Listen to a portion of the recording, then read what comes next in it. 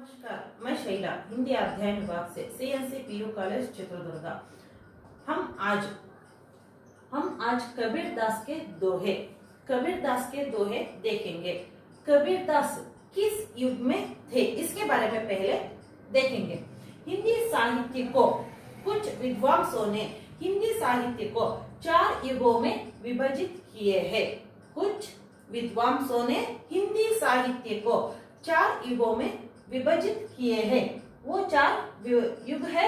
पहला युग आदिकाल अथवा वीरगाथा काल, दूसरा भक्ति काल, तीसरा रीति काल, चौथा आधुनिक काल अथवा गद्य काल। ನಾವು ಇವತ್ತು ಕಬೀರ್ ದಾಸ್ ಕೆ ದೋಹೆ ಅದರ ಬಗ್ಗೆ ನೋಡೋಣ. ಆದ್ರೆ ಕಬೀರ್ ದಾಸ್ ಅವರು ಯಾವ ಯುಗದಲ್ಲಿ ಇದ್ರು ಅನ್ನೋದನ್ನ ಮೊದಲೇ ತಿಳ್ಕೊಳ್ಳೋಣ. ಹಿಂದಿ ಸಾಹಿತ್ಯವನ್ನ ಕೆಲವು ವಿದ್ವಾಂಸರು 4 ಯುಗಗಳಾಗಿ ವಿಭಜಿತವನ್ನು ಮಾಡಿದ್ರು. ಮೊದಲನೇದು ಆದಿಕಾಲ ಅಥವಾ वीरगाथा काल, भक्ति काल, रीति काल, आधुनिक काल अथवा गद्य काल. इसमें हम पहले देखेंगे आदिकाल के बारे में. वीरगाथा काल, वीरगाथा आदिकाल अथवा वीरगाथा का मतलब यहाँ पर कुछ राजाओं की कहानियां हम पढ़ेंगे. दूसरा भक्ति काल, भक्ति काल में हम देख रहे हैं भक्ति के बारे में. इस युग में ही कबीर दास, सूरदास रहते थे. रीति काल में कुछ नए विचार, नए विकास हुए थे. वहां पर देश की भक्ति के बारे में लिखते थे. और आधुनिक काल अथवा गद्य काल हम अब इस युग में है. कौन सा युग है ये? आधुनिक काल अथवा गद्य काल के युग में हम हिंदी पढ़ रहे हैं. हिंदी साहित्य का अध्ययन कर रहे हैं. आपके साहित्य वैभव पुस्तक में कुछ आधुनिक कविता है और गद्य भी है. हम देखेंगे अब कबीर दास के दोहे. ಕೆಲವು ವಿದ್ವಾಂಸರು ಹಿಂದಿ ಸಾಹಿತ್ಯವನ್ನ 4 ಯುಗಗಳಾಗಿ ವಿಭಜನೆಯನ್ನ ಮಾಡಿದ್ರು. ಆದ್ರೆ ಇದರ ಬಗ್ಗೆ ನಿಖರವಾದ ಕಾಲದ ಬಗ್ಗೆ ಎಲ್ಲೂ ಕೊಟ್ಟಿಲ್ಲ. ಮೊದಲನೇದಾಗಿ ಆದಿಕಾಲ ಅಥವಾ ವೀರಗಾಥಾ ಕಾಲ. ಇಲ್ಲಿ ಕೆಲವು ರಾಜರ ಕಥೆಗಳನ್ನ ನಾವು ನೋಡ್ತೀವಿ. ನೆಕ್ಸ್ಟ್ ಭಕ್ತಿ ಕಾಲ. ಭಕ್ತಿ ಕಾಲದಲ್ಲಿ ದೇವರ ಬಗ್ಗೆ ಬರಿತಾ ಇದ್ರು. ಭಕ್ತಿನೇ ಪ್ರಮುಖವಾಗಿತ್ತು ಈ ಕಾಲದಲ್ಲಿ. भक्ति काल में भक्ति ही प्रमुख था. भगवान के बारे में लिखते थे. ಇಲ್ಲಿ ಭಕ್ತಿ ಕಾಲದಲ್ಲಿ ತುಂಬಾ ಪ್ರಮುಖವಾದದ್ದು ದೇವರ ಬಗ್ಗೆ ಕೀರ್ತನೆಗಳ ಅದನ್ನ ಬರಿತಾ ಇದ್ರು. ಅದೇ ತರಹ ಈ ಕಾಲದಲ್ಲಿ ಕಬೀರ್ ದಾಸ್ ಇದ್ರು, ಸೂರದಾಸ್ ಇದ್ರು, ತುಳಸಿದಾಸ್ ಇದ್ರು. ರೀತಿ ಕಾಲ ಅಂದ್ರೆ ಭಕ್ತಿ ಕಾಲವನ್ನ ಬಿಟ್ಟು ಮುಂದೆ ಒಂದು ಹೆಜ್ಜೆಯನ್ನ ಮುಂದೆ ಇಟ್ಟಿದ್ದಾರೆ. ಇಲ್ಲಿ ಕೆಲವು ಹೊಸ ಅನ್ವೇಷಣೆಗಳು ಬಂತು. ದೇಶದ ಬಗ್ಗೆ ಕವಿತೆಗಳನ್ನು ಬರೆಯೋದಕ್ಕೆ ಸ್ಟಾರ್ಟ್ ಮಾಡಿದ್ರು. ಮತ್ತೆ ಕೆಲವು ಆಂದೋಲನದ ಬಗ್ಗೆಯನ್ನು ಬರಿತಾ ಇದ್ರು. ನೆಕ್ಸ್ಟ್ ಆಧುನಿಕ ಕಾಲ ಅಥವಾ ಗದ್ಯ ಕಾಲ. ನಾವು ಈಗ ಏನು ಓದ್ತಾ ಇದೀವಿ ಅದು ಆಧುನಿಕ ಕಾಲ ಅಥವಾ ಗದ್ಯ ಕಾಲ. ನಿಮ್ಮ ಪುಸ್ತಕದಲ್ಲಿ ಕೆಲವು ಆಧುನಿಕ ಕಾಲದ ಕವಿತೆಗಳು ಇದೆ. ಅದರ ಜೊತೆ ಕೆಲವು ಗದ್ಯಗಳನ್ನ, ಪಾಠಗಳನ್ನ ಇಲ್ಲ ಲೆಸನ್ಗಳನ್ನ ನಾವು ನೋಡ್ತಾ ಇದ್ದೀವಿ. ಇವತ್ತು ನಾವು ನೋಡೋಣ ಕಬೀರ್ ದಾಸ್ಗೆ ದೋಹೆ. ಕಬೀರ್ ದಾಸ್ಗೆ ದೋಹೆ ಇದು ಇದ್ದ ಯುಗ ಯಾವುದು? ಭಕ್ತಿ ಕಾಲದ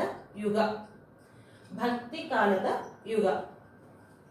ಈಗ ನೋಡೋಣ ಕಬೀರ್ ದಾಸರ ಜೀವನದ ಬಗ್ಗೆ. हम अब देखेंगे कबीर दास के जीवन के परिचय. कबीर दास के दोहे कौन लिखे हैं? कबीर दास ने ही इन दोहों का उल्लेख किए हैं.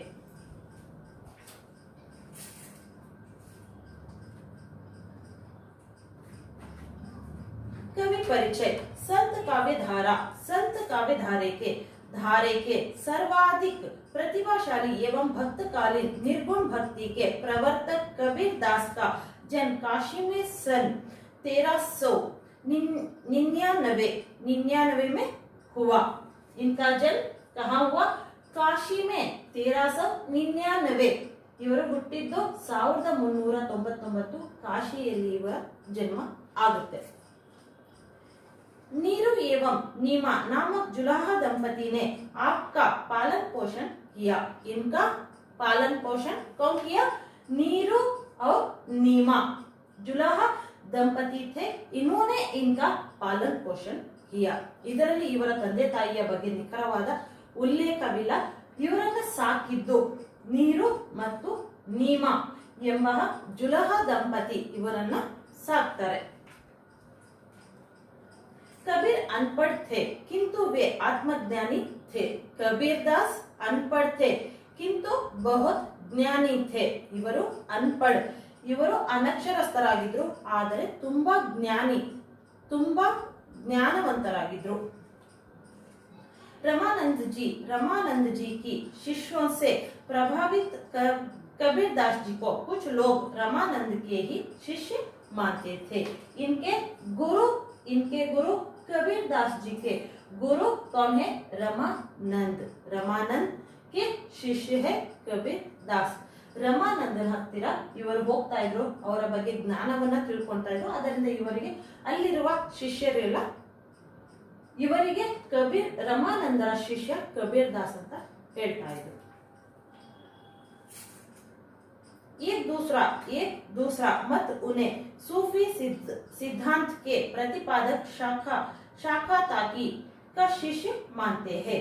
कहू कबीर ने 100 गुरु पाया, जाका नाम विवेक रे के आधार पर कुछ लोगों का मत है कि कबीर दास जी किसी व्यक्ति के शिष्य नहीं थे.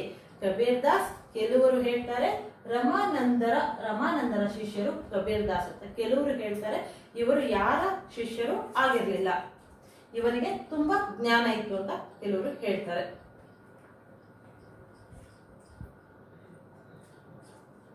शिष्य नहीं थे. आपने हिंदू मुसलमान एकता, बौद्धिक एवं आध्यात्मिक परिष्कार, शुद्ध प्रेम, सच्चाई, सादगी आदि पर बल दिया. आपका मृत्यु सन 1518 में मगहर नामक स्थान में हुआ. आपने हिंदू मुस्लिम एकता, इन्होंने हिंदू मुस्लिम के बारे में लिखते थे या बोलते थे, हिंदू मुस्लिम के बारे में बोलते थे. बौद्धिक एवं आध्यात्मिक परिष्कार, शुद्ध प्रेम, सच्चाई, सादगी आदि पर बल दिया. इन्होंने क्या दोहे कहते थे या पद्य बोलते थे? इसमें इन्होंने क्या बोलते थे? सादगी, सच्चाई और शुद्ध प्रेम के बारे में बोलते थे. इनका मृत्यु 1518 में मगहर स्थान में हुआ. इವರು ಸತ್ತಿದ್ದು 1518 ಮಗಹರ್ ಎಂಬ ಸ್ಥಳದಲ್ಲಿ ಇವರು ಮರಣವನ್ನು ಹೊಂದುತ್ತಾರೆ. कबीर दास जी की रचनाएं 3 भागों में विभक्त है. कबीर दास जी के रचनाएं 3 भागों में विभक्त है. इन्होंने क्या दोहे कहते थे या पद्य कहते थे? ये सब 3 भागों में इनके शिष्य ने बीजक ग्रंथ में संकलित किए हैं.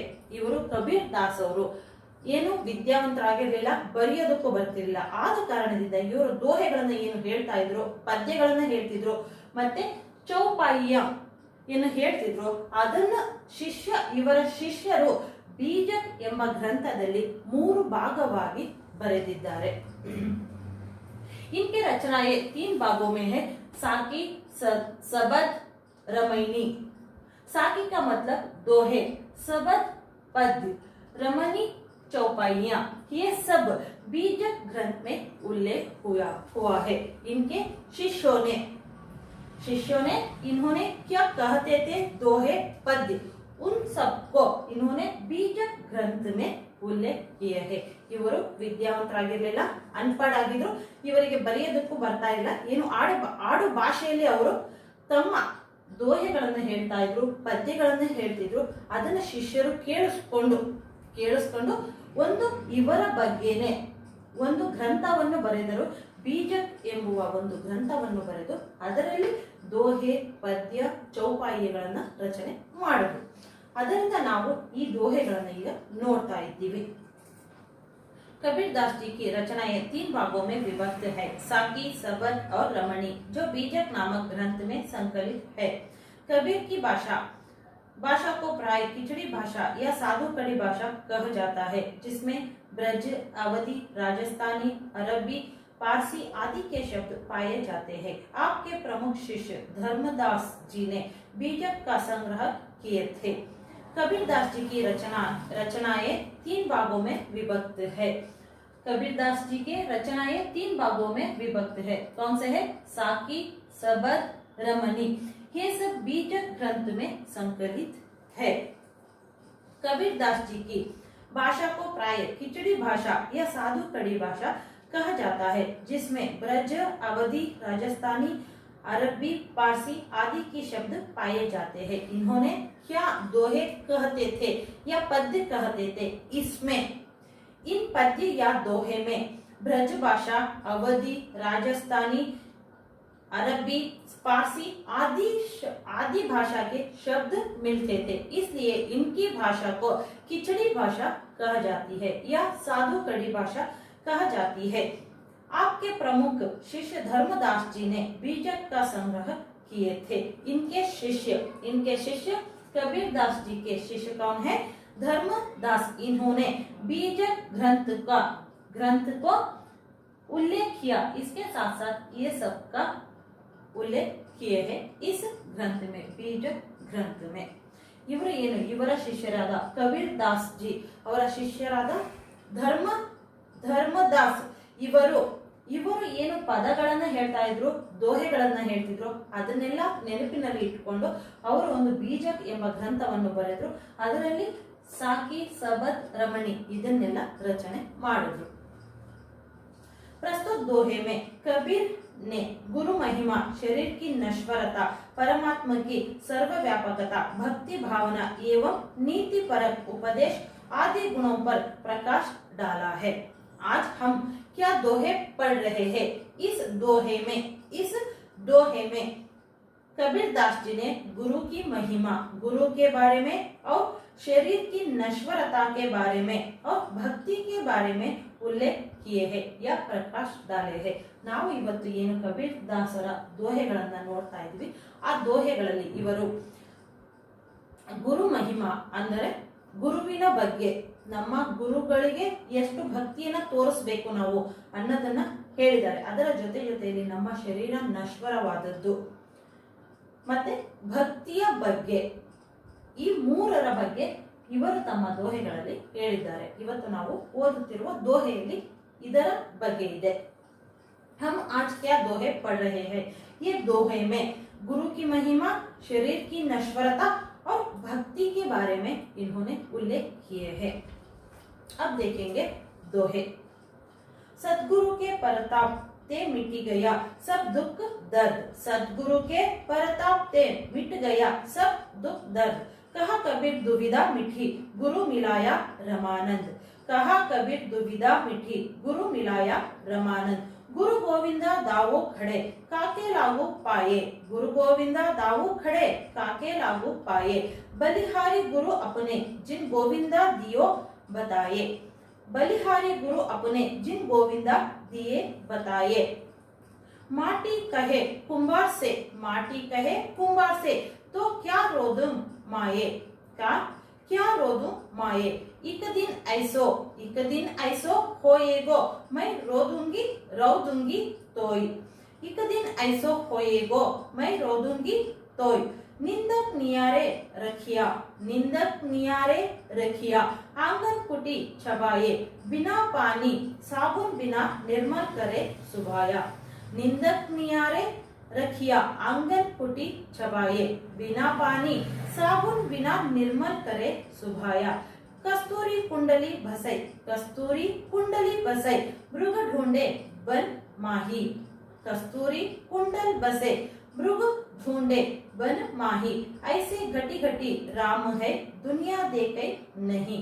ऐसे घटी घटी राम है, दुनिया देखे नहीं. बहुत दिनन की जीवती बाट तुम्हारी राम. जीव तरस से तुझे मिलन क्यों, मानी नहीं विषम. जीव तरस से तुझे मिलन क्यों, मानी नहीं विषम. जहाँ दया तहाँ धर्म है. जहाँ दया तहाँ धर्म है. जहाँ लोभ तहाँ पाप. जहाँ क्रोध तहाँ काल है. जहाँ क्षमा तहाँ आप। जहाँ दया है धर्म है तहाँ धर्म है। जहाँ लोभ है तहाँ पाप। जहाँ क्रोध तहाँ काल। जहाँ क्षमा तहाँ आप। काल करे सो आज करे, काल करे सो आज करे, आज करे सो अब। पल में परलय होएगा, बहुरी करेगा कब। कल करे सो आज करे, आज करे सो अब। पल में परलय होएगा, बहुरी करेगा कब। दुख में सुमिरन सब करे, दुख में सुमिरन सब करे, सुख में करे ना कोई। दुख में सुमिरन सब करे, सुख में करे ना कोई। जो सुख में सुमिरन करे तो दुख कहाँ होए। जो सुख में सुमिरन करे तो दुख कहाँ होए। जाति ना पूछ साधु की, जाति ना पूछ साधु की, पूछ लीजिए ज्ञान। जाति ना पूछ साधु की, पूछ लीजिए ज्ञान। मोल करो तलवार का, पढ़ रहना दो म्यान। मोल करो तलवार का, पढ़ रहना दो म्यान। अब इस कविता का भावार्थ अगले क्लास में देखेंगे। ಈ ಪದ್ಯ, ಈ ದೋಹೆಯ ಭಾವಾರ್ಥವನ್ನ ನೆಕ್ಸ್ಟ್ ಕ್ಲಾಸ್ ಅಲ್ಲಿ ನೋಡೋಣ. Thank you.